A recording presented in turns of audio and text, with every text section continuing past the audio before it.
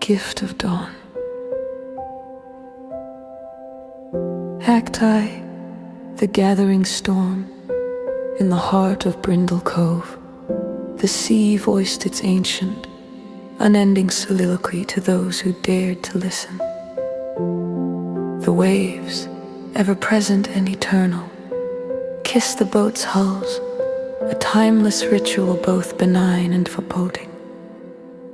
Life continued in its familiar rhythm. Nets were mended by seasoned hands, sails carefully furled, and fishermen bowed their heads in whispered prayers. Above this humble toil, a single chapel lamp flickered gently, casting elongated shadows that danced like ethereal spirits at the cusp of dawn. The sun, its presence a mere suggestion on the horizon, grazed the village with its first light, outlining the day that stretched unknowably ahead. On the third morning of the gathering storm, villagers converged for their morning prayer. The ground beneath them crackled with autumn leaves as winter's chill playfully teased the breeze with its breath. Father Elias, a steadfast shepherd to his flock, stood at the altar, a man whose voice carried the profundity of roots entwined in timeless stone. Lord of mercy, he began, his voice a low rumble that seemed to resonate with the very earth. Guide us through the looming storm. His invocation bore the solemn weight of history, each word a bridge between the present and the innumerable storms Brindle Cove had weathered. As eyes closed, the collective prayer ascended, a chorus of hopes and fears laid bare to the divine in quiet reverence. Old Maren, her hands rough with years of labor at sea, prayed in silence. Her mind's eye conjured an image of her youngest son, Elias, who had left long ago, chasing dreams beyond the horizon. Bring my child home, she pleaded within the quiet of her heart, tears slipping free to illuminate the enduring testament of a mother's love. The sun's return loomed ever nearer, clouds swirling like a somber veil over the restless sea. Amid this gathering tempest, a lone figure appeared at the village's periphery. Elias, Maren's prodigal son. He walked the path he had once abandoned, his heart heavy with a cargo of regret. Each step, a poignant reminder of his past. Wrapped around his neck was his mother's old scarf, frayed and faded, a lifeline that never ceased to tether him to his origins. Steeped in remorse, Elias entered the chapel, seeking the refuge that only sacred walls could offer. He knelt at the altar, voice hushed but sincere. Shepherd of my soul, guide me back to where I belong. His prayer, fragile yet earnest, ascended to the rafters, where it mingled with the sacred reverberations of prayers long past. In that hallowed moment, the air around him seemed to transform. A warmth enveloped his spirit, emanating not from the flickering lamp, but from a deeper source interwoven with grace.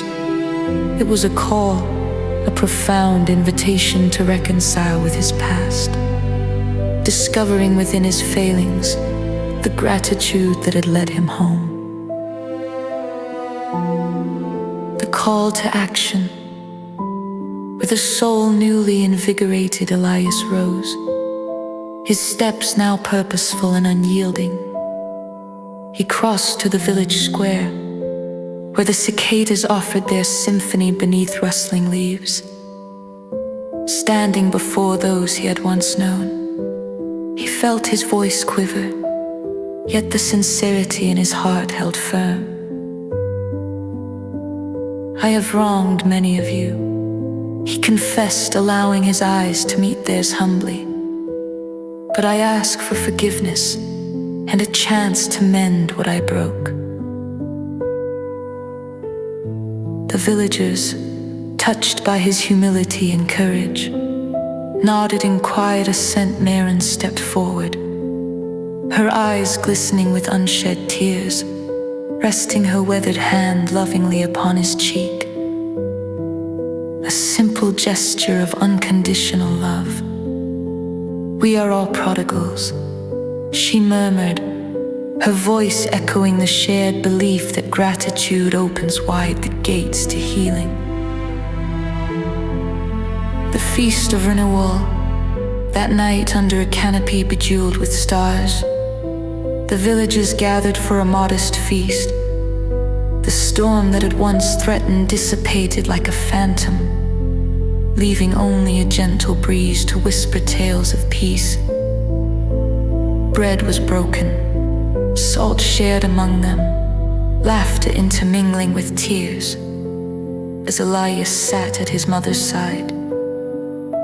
This reunion, rooted in love and community renewal, unfolded as a reflection of familial bonds rekindled. As voices united in prayer, a deeper miracle revealed itself. Not merely the return of a loved son, but the knitting together of a community through the gentle yet mighty power of grace and the redemptive embrace of forgiveness.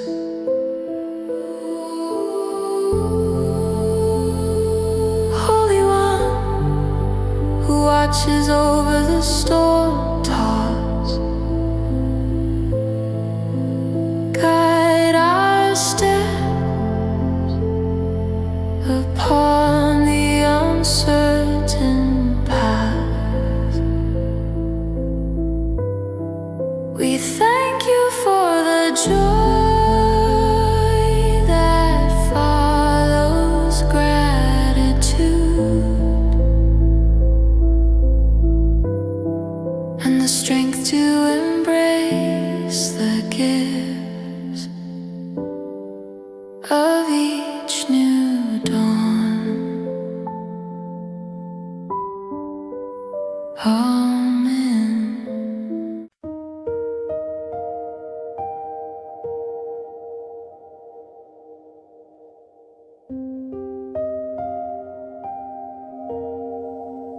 Bread of mercy. Act I, flower and dawn.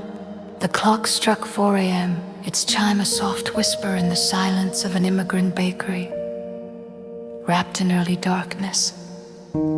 The air was cold, the kind of crispness that only winter knows, and the breath from Maria's lips hovered like ethereal clouds before disappearing into the void. Her small corner of solace was alive, the scent of yeast and warm dough, a comforting embrace as she set to work, the flour dusting her hands like snowflakes on a quiet, untouched field. Maria was not alone in this ritual. Her heart sang a silent hymn to the Holy One. As she kneaded the dough, the rhythm of her hands matched the rhythm of her prayer. Lord of mercy, guide me today. She murmured, fingers folding and pressing, each motion a testament to faith. Her movements were not just of a baker, but of a pilgrim offering her work to God. This sanctuary of flower and prayer was a place of refuge from a city that often seemed too vast, too indifferent. It was here that her soul found tranquility amidst the broken chorus of the world outside. Daily loaves, unseen battles. The bakery was more than walls and bread. It was a fragile bridge connecting Maria's past and present, stories of her homeland woven into each loaf, each with a story that sang of love and hardship in a language both earthly and divine. Yet, across the street, a rival bakery loomed, its shadow a reminder of competition and tension. Windows glowing with artificial light, it seemed to stare back at her kitchen with an unblinking gaze. Its owner, Thomas, had been a friend once, before ambition tore their fellowship. This morning, the usual peace that Maria found in her prayer was unsettled. Her mind drifted to Thomas, and a sudden pang of distress filled her heart. There had been rumors of financial struggles on his side, whispers carried by the cold wind between the two bakeries. Maria stopped, closed her eyes, and let out a shaky breath, her hands resting on the counter. Now cold and unyielding, shepherd of my soul, what am I to do? She whispered, the question a fledgling bird taking flight into the unknown expanse of God's grace. Answer in the silence. Later that morning, as the rays of the sun began to warm the world outside, Maria stood by the window, the dough rising behind her like promises of hope. Her earlier prayer echoed in her mind, a dull thrum of unease that lingered like the low hum of a forgotten tune. So she turned again to God, this time not asking beyond her understanding, but listening with the patience of a farmer waiting for the rains. The answer came not as words, but as quiet peace, the kind that settles on the heart like a gentle snowfall, covering the sharp edges of worry with a soft, forgiving blanket. There was a sense, an urging that she could not deny. Share the thought was simple, profound, a clarity that ignited a spark of courage within her.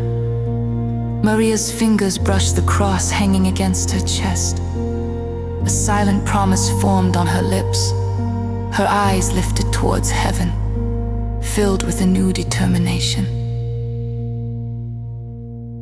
Loaves of reconciliation. Wrapping the warm loaves in a cloth, Maria moved with determination across the street, the morning light turning each loaf into golden miracles in her arms. Each step was a prayer, each footfall a reminder of her trust in God's guidance. The cobblestones beneath her feet, a path laid down by angels. The door to Thomas' bakery creaked open, a bell jingling her arrival, a sweet note of hope. Holy One, who sees beyond our fears, I thank you for the courage to act in love, for the whisper of your voice in the silence. Guide my heart to always seek your way, and let my life be a whispered prayer to you.